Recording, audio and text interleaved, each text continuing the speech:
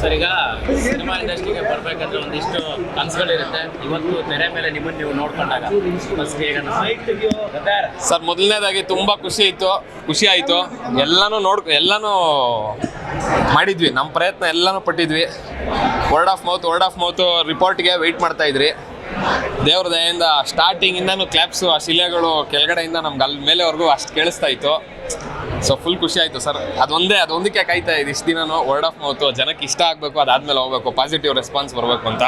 ತುಂಬ ಪಾಸಿಟಿವ್. ಕಾಮಿಡಿಗೆ ನಗ್ದಿದ್ದಾರೆ, ಬಾಡಿಗೆ ಶಿಲೆ ಹೊಡಿದ್ದಾರೆ, ಕತೆಗೆ ಇದು ಮಾಡಿದ್ದಾರೆ. ಎಲ್ಲರೂ ನೆಕ್ಸ್ಟ್ ಲೆವೆಲ್ ರೆಸ್ಪಾನ್ಸ್ ಸಿಕ್ಕಿದೆ. ಇಲ್ಲ ಥಿಯೇಟ್ರ್ ಒಳಗಡೆ ಇನ್ನು ಆಚೆ ಬಂದಿಲ್ಲ, ಒಳಗಡೆನೆ ಫುಲ್ ಎಂಗೇಜಿಂಗ್ ಆಗಿ ಅಷ್ಟೊತ್ತು ಎಲ್ಲ ಜನ ನಗಿದ್ರು, ಎಂಜಾಯ್ ಮಾಡಿದ್ರು, ಫೀಲ್ ಆದರು, ಬೇಜಾರು ಆದರು, ಆ ಫೈಟ್ಗಳು ಎಂಜಾಯ್ ಮಾಡಿದ್ರು, ಎಲ್ಲರೂ ಮಾಡಿದ್ರು. ಫುಲ್ ಖುಷಿ ಆಯಿತು ಸರ್.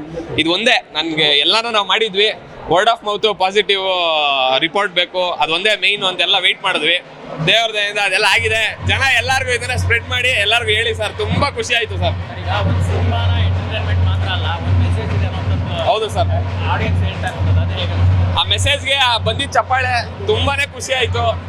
ಎಂಟರ್ಟೈನ್ಮೆಂಟ್ ಜೊತೆಗೆ ಇಷ್ಟು ಒಳ್ಳೆ ಮೆಸೇಜು. ನಾವು ಫಸ್ಟ್ ಚೇಂಜ್ ಆಗಿ, ನಮ್ಮ ಮನೇಲಿ ಚೇಂಜ್ ಆಗಿ, ಆಮೇಲೆ ಮನೆಯವ್ರು ತಪ್ಪು ಮಾಡಿದ್ರೆ ಮುಚ್ಚಿಡಬಾರ್ದು, ಯಾರೇ ತಪ್ಪು ಮಾಡಿದ್ರೆ ಮುಚ್ಚಿಡಬಾರ್ದು ಅನ್ನೋದು ಆ ಮೆಸೇಜ್ಗೆ ಎಲ್ಲರೂ ಆ ಕ್ಲಾಪ್ಸ್ ಹೊಡೆದಾಗ ಗೊತ್ತಾಯಿತು, ಗೆದ್ವಿ ನಾವು ಅಂತ. ತುಂಬ ಖುಷಿ ಆಯಿತು. Yes sir, thank you sir, thank you so much. Yes sir, ಜನಗಳನ್ನ ಹೋಗಿ ಮೀಟ್ ಮಾಡಬೇಕು ಕೆಳಗಡೆ.